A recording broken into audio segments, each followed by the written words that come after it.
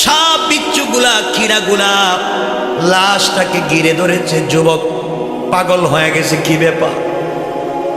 আমার শরীরের সারা বডিতে দেখি যায় পোকা হয়ে গেছে, সাপ দাঁড়ায় আছে। আল্লাহ দুইজন ফেরেশতা লোহার মুগুর হাতে দিয়ে রাখবেন। ওরা কানে শুনে না, কানে শুনে না, শুধু পিটাবে। আরো দুইজন ফেরেশতা দিবেন, ওরা চোখে দেখে না, শুধু মারবে।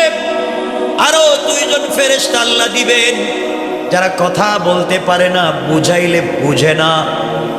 আল্লাহর গোলাম তাকাইয়া দেখে কবরের মাটি অনেক দূরে চলে গিয়েছে, অনেক দূরে। তাকে চাপ দিবে, তাকে চাপ দিবে, আঘাত করবে। আল্লাহর গোলাম কবরের ভিতরে চিৎকার করে কান্না করে। মাত্র 3.5 হাত মাটির উপরে তার কলিজার টুকরা ছেলে আছে, মেয়ে আছে, মা বাবা আছে, যাদেরকে ভালো রাখবার জন্য গোটা জিন্দেগি নষ্ট করে দিল। 40-45 বছরে প্রবাসে কাটায়া দিল, ঢাকা শহরে জিন্দেগি কাটায়া দিল শুধু ছেলেদেরকে পড়াশোনার পিছনে, স্ত্রীর অর্নামেন্টস আর জুয়েলারির পিছনে, মা বাবাকে ভালো রাখবার পিছনে।